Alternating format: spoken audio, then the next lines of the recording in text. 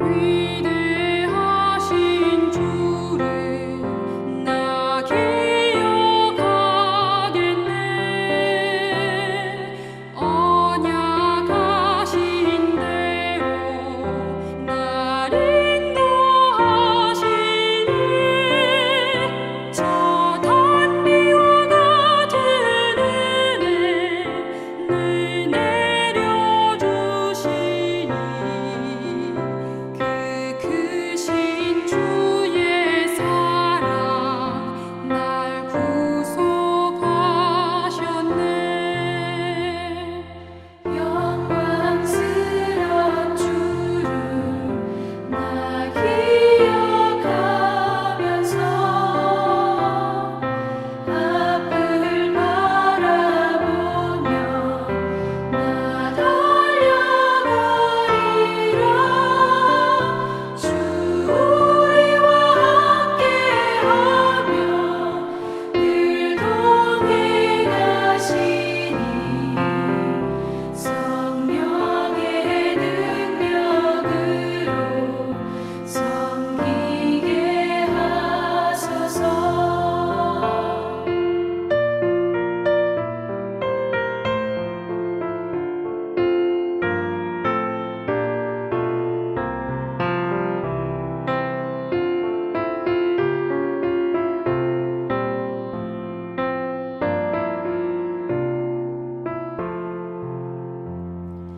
교회 머리 되신 주 기억하면서 힘과 무기 모두 나 주께 바치네.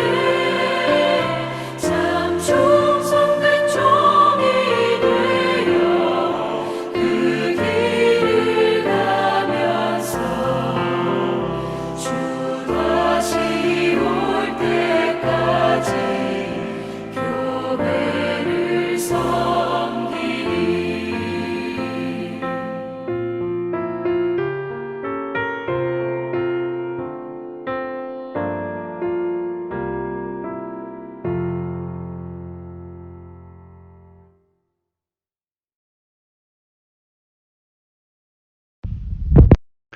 오늘 주님 앞에 나오신 성도님들을 예수님의 이름으로 환영하고 축복합니다. 오늘 하나님 말씀은 이사야서 1장 1절 말씀으로서 오늘은 이사야서 1장부터 30장까지의 소개를 하도록 하겠습니다. 이사야서 1장 1절 말씀. 유다왕 우시야와 요담과 아하스와 히스기야 시대에 아모스의 아들 이사야가 유다와 예루살렘에 관하여 본 계시라. 아멘. 이사야서 1장 1절에 분명히 이사야에게 내려진 계시라고 말씀합니다. 즉 이거는 하나님께서 인간이 알 수 없는 그러한 영역에서 그 영역을 여시고 그리고 하나님께서 인간에게 보여주고자 하시는 것을 보여주셨다라는 것입니다. 계시는요, 하나님의 영역에 있는 것을 보여주시는 것입니다. 그래서 이사야서에 보면 앞으로 일어날 일들, 예언이죠. 앞으로 미래에 대해서 이사야가 선포하고, 이사야는 앞으로 그러한 여러 가지 일들, 격변하는 세계 정세 때문에 이스라엘이, 남유다가 위험에 처하는데, 그때 사람들이 자기의 삶의 방식을 근본적으로 바꾸면, 그럴 때는, 그리고 회개해서 하나님께 돌아오면은 하나님의 용서와 은혜가 임하고, 그러나 삶의 방식을 완전히 처음부터 바꾸지 아니하면 그때는 하나님의 심판이 임한다 라는 메시지와 그리고 미래에 일어날 그 예언들을 합니다. 여러분, 그러나 그것들만이 계시가 아닙니다. 계시라는 것은요, 하나님의 영역에 있는 것, 영원한 것을 보여주시는 거예요. 그러므로 이사야가 말씀을 전했던 미래의 이야기, 그리고 이스라엘에게, 남유다에게 촉구했던 그러한 메시지, 이것들도 물론 계시라고 볼 수는 있지만은, 그러나 그것들은 그것들은 하나님의 온전한 계시에 제일 중요한 게 아닙니다. 제일 중요한 것은 그러한 미래 예언과 그리고 회개의 촉구와 그리고 하나님의 심판 이런 것들 말씀하시면서 그 속에 있는 영혼을 번쩍하고 비춰주시는 거예요. 그게 무엇입니까? 그건 바로 이사야서가 그렇게 유명해진 것. 그거는 그 속에서, 그 역사 속에서 하나님께서 가져오실 영원한 하나님 나라, 그리고 하나님 나라에 들어가게 하는 구원, 영원한 하나님 나라에 들어가게 하는 구원을 하나님께서 이루실 거다라는 것입니다. 그래서 그 이사야서에 이사야에게 임했던 말씀을 듣는 사람들에게 단순히 심판이 피하는 것뿐만 아니라 그 이사야의 메시지를 믿는 사람들에게는 영원한 구원이 임한다는 거예요. 그리고 그 영원한 구원을 어떻게 가져오실 거냐? 바로 예수 그리스도를 통해서 가져오실 거다. 이거를 예언하는 것입니다. 여러분, 그게 바로 계시의 제일 핵심입니다. 제일 중요한 것입니다. 단순히 미래 얘기를 하는 게 아니라 하나님께서 가져오실 영원한 생명, 영원한 생명, 이 나라, 잠시 있다가 없어진 나라 이런 게 중요한 게 아니라 영원한 생명 그리고 그 속에 들어가는 구원, 이것을 하나님께서 어떻게 하실 거고 그리고 이 구원에 조인하기 위해서 들어가기 위해서는 어떻게 해야 되냐, 이거를 얘기하고 있는 게 여러분 계시인 겁니다. 그러므로 계시는 단순히 미래 이야기가 아니라 영원, 하나님이 지금 살아계시고 존재하고 계시는 그 영원의 문을 열어 그 속에 들어가는 그 방법, 그리고 그것을 어떻게 이루실 건지 인간이 상상할 수 없는 것을 하나님의 역사를, 앞으로 하실 역사를 보여주는 것, 이게 사실 계시의 제일 핵심이라는 것입니다. 그리고 이사야서 1장 1절은 이게 하나님께서 이사야에게 내리신 유다와 예루살렘, 즉 남유다 왕국이죠. 이미 북이스라엘은 이 하나님을 떠나 이방 백성이 되었고, 그래서 하나님의 백성을 위한 이란 뜻입니다. 유다와 남 예루살렘 그러면 하나님의 백성이에요. 하나님 백성에게 주신 계시라는 것입니다. 계시. 그 영혼의 문을, 구원의 문을 여는 하나님의 역사, 구원 역사를 보여주는 것이다 라는 것입니다. 그래서 이사야서는요, 하나님의 구원 역사를 보여주는 하나님의 계시입니다. 미리 보여주는 거죠. 그래서 그게 계시죠. 그리고 예언이고 선지서고요. 이 구원 역사를, 특히 예수 그리스도에 대해서 미리 예언을 하시며, 그리고 그 예수 그리스도께서 어떠한 분이고 어떻게 오실 거고, 그리고 하나님께서 미래에 어떻게 맨 마지막 때 모든 것을 완성하실 거다. 여러분, 그것을 보여준 책들이 구약의 선지서들인데, 그런데 그 중에서 이사야서가 여러분 제일 많이 보여줘요. 그래서 신약 성경에 제일 많이 인용이 된 선지자의 글이 바로 이사야서입니다. 특히 마가복음 같은 경우는 다른 복음서도 포함해서 완전히 선지자 이사야서의 글로 도배가 되어 있어요. 그 선지자 이사야의 예언이 지금 이루어졌다. 그리스도 예수 안에서 이루어지고 있다. 이걸 보여주는 것입니다. 그만큼 이사야서가 중요한 겁니다. 왜냐하면은 앞으로 오실 그리스도, 메시아의 모습이 어떠한 모습인지를 정확하게 그려내고 있어요. 그리고 이사야가 살았던 때 전쟁과 불안과 기근의 소문이, 그리고 그게 곧 닥치죠. 그러한 게 아주 흉흉할 때 이사야는 인류의 소망이 뭔지, 인류의 소망은 왕도 아니고 적어도 힘을 가지고 권력을 가지고 휘두르는 그러한 왕도 아니고 군대도 아니고 오히려 인류의 소망은 고통받는 사람이다. 그리고 그것도 노예다, 종이다. 그렇게 예언을 하고 있는 것입니다. 말도 안 되는 소리죠. 그러나 이사야가 예언하는 것은 그것이에요. 하나님이 계시해 준 게 그거예요. 그건 바로 고통받는 종입니다. 고난받는 하나님의 종을 통해서 사람들이, 모든 인간이 구원을 얻으리라. 그 십자가를 짊어지고, 그리고 우리를 대신해서 고통을 받으시고 손과 발이 못에 뚫어지고, 그러므로 그가 피를 흘리고, 그래서 우리가 그의 피로 인하여 우리가 나음을 입고 구원을 받는 게 그려진 게 이사야서인 것입니다. 그래서 이사야서는요, 완전히 복음적 선지자로 불리기도 합니다. 이사야서를 그래서 저희가 잘 읽을 때 그리스도를 알게 되고 하나님의 마음을 알게 되고 하나님께서 어떠한 분인지 알게 되고 그리고 우리가 그 하나님께 나아가려면 어떻게 해야 되는지 하나님께서 우리에게 어떠한 약속을 주시는지 그게 이사야서에 나와 있는 것입니다. 그리고 이사야서는요 정말 아름답습니다. 그 표현이 옛날 한국의 시조 있잖아요. 시조 같이 그러한 표현들이 그렇게 표현이 되어 있어요. 우리 한국어도 영어도 보면 그 시적인 요소가 얼마나 아름다운지 모릅니다. 히브리어에서는 이게 이사야서가 히브리 문학의 정점이라고 할 수도 있습니다. 그렇게 아름다운 언어와 시를 통해서 사람들에게 지울 수 없는 그러한 이미지들과 그러한 그림들, 예언들, 그리고 우리의 가슴에 다가오는 말씀으로써 하나님은 이사야에게 예언과 그리고 계시를 주셨던 것입니다. 그래서 여러분께서 이사야서 새벽 기도를 하실 때 이사야서를 가만히 찬찬히 읽어보세요. 그게 얼마나 아름답고 가슴에 와닿는지 모릅니다. 근데 이게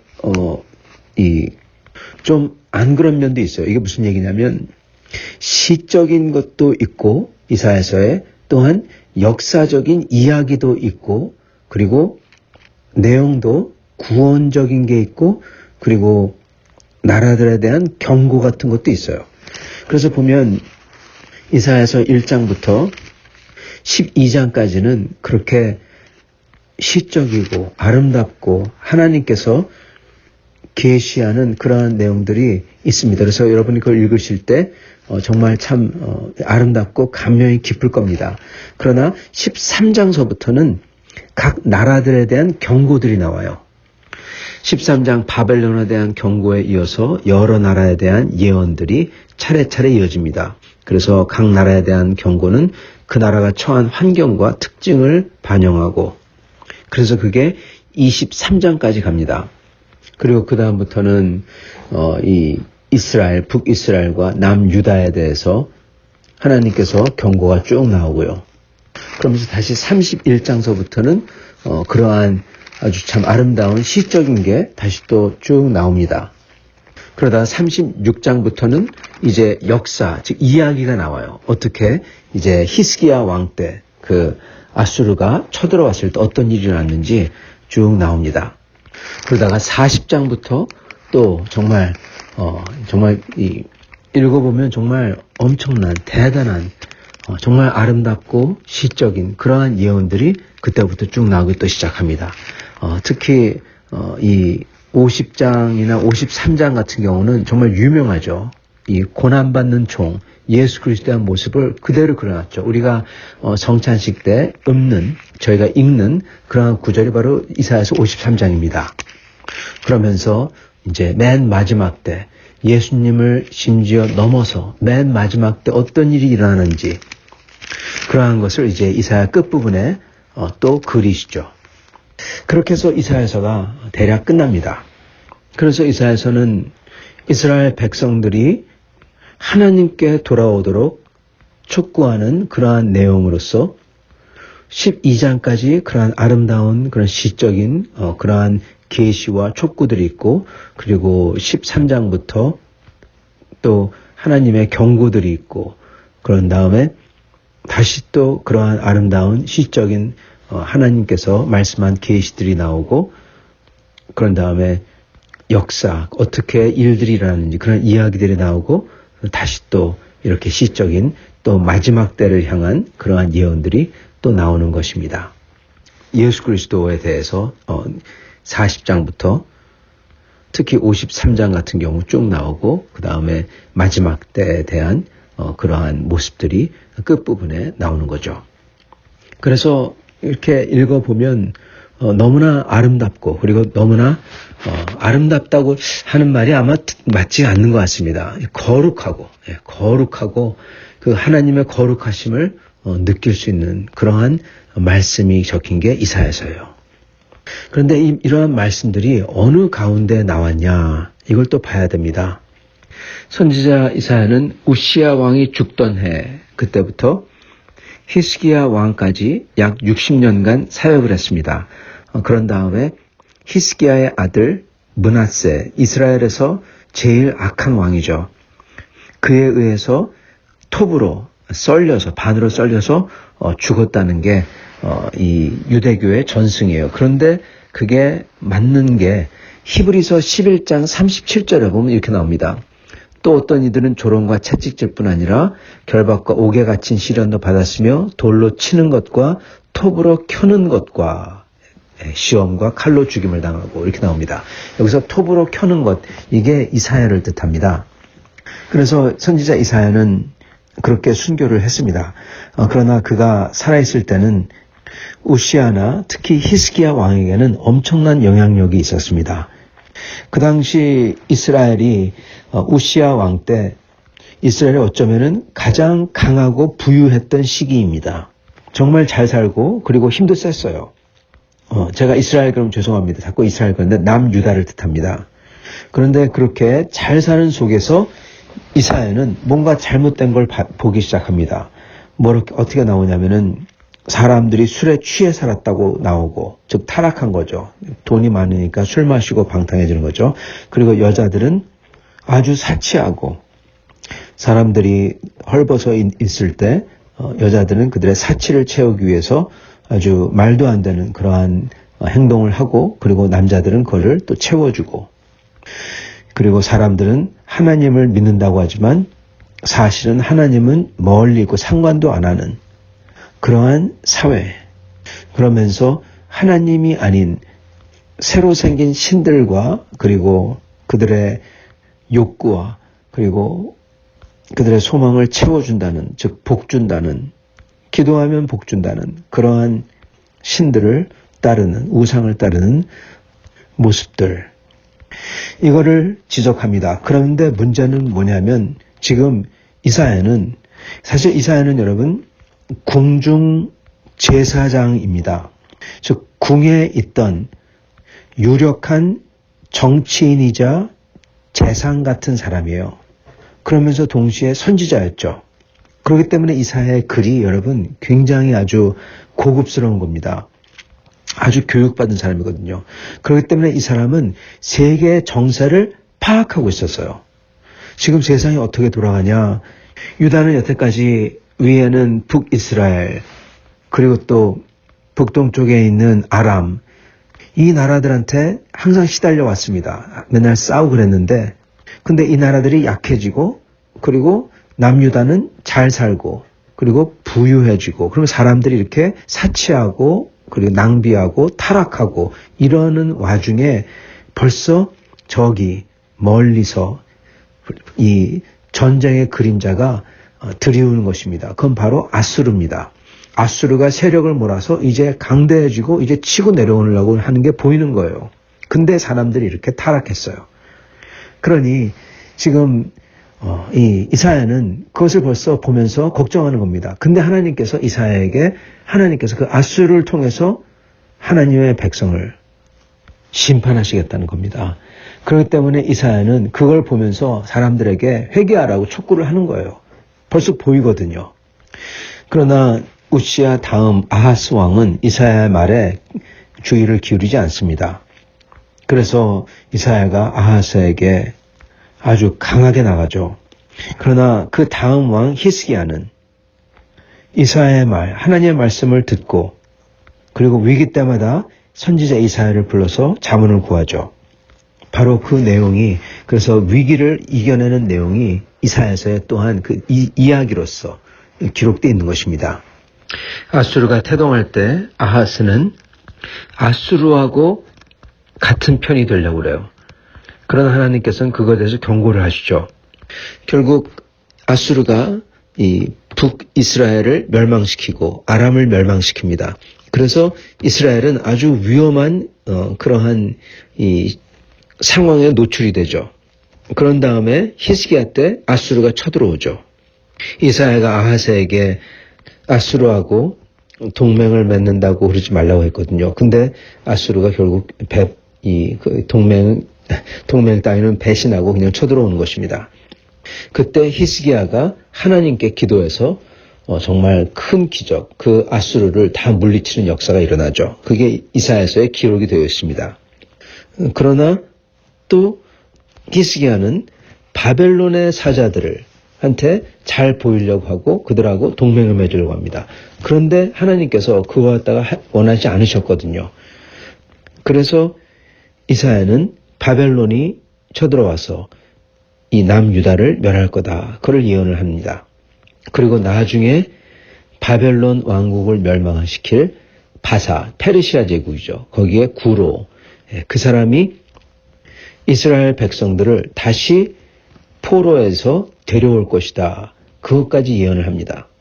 그러시면서 그 구로가 하나님의 메시아이지만 기름 부은 사람이지만은 진짜 메시아가 있다 하면서 예언을 하는 게 바로 하나님의 고난받는 종 예수 그리스도에 대한 예언인 것입니다.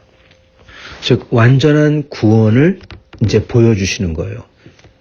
이사야서에서는 사람들이 방탕과 사치와 향락에 젖어서 하나님을 버리는 모습, 그래서 그들에게 하나님께로 돌아오라 그러면은 하나님이 어디 있냐 그렇게 말하는 모습이 나오고, 그렇지만 또한 재밌게도 그냥 그들의 말하는 게 이게 앞뒤가 안 맞으니까요. 이 아수르가 이제 곧 쳐들어오고 그런다 그랬을 때 왜 하나님이 우리를 버리냐, 하나님이 어디 있냐 또 그럽니다. 사람들은 방탕해서 다른 신을 쫓아갈 때 하나님께 돌아오려면 하나님 없다 그러고, 예언한 대로 그렇기 때문에 아수르가 친다, 그리고 칠 때는 사람들은 하나님은 어디 있냐 또 이럽니다. 이러한 사람들에게 이사야는 하나님의 메시지와 하나님의 소망과 그리고 하나님께서 촉구하는 촉구를 말씀을 전하고 있는 것입니다. 성도 여러분, 이러한 사람들이 지금 현재 우리하고 별반 다르지 않습니다. 모든 사람들은 지금도 그렇고 그때도 그렇고 향락과 자기의 욕망을 쫓다가 하나님께 돌아오라, 하나님을 알라 그러면은 하나님은 없다 그러고요. 그러다가 뭐가 잘못돼가지고 큰일이 일어나고 어려워지면은 또 하나님은 어딨냐, 왜 이렇게 놔두냐 그럽니다. 여러분, 그게 인간입니다. 아니, 망하는 인간입니다.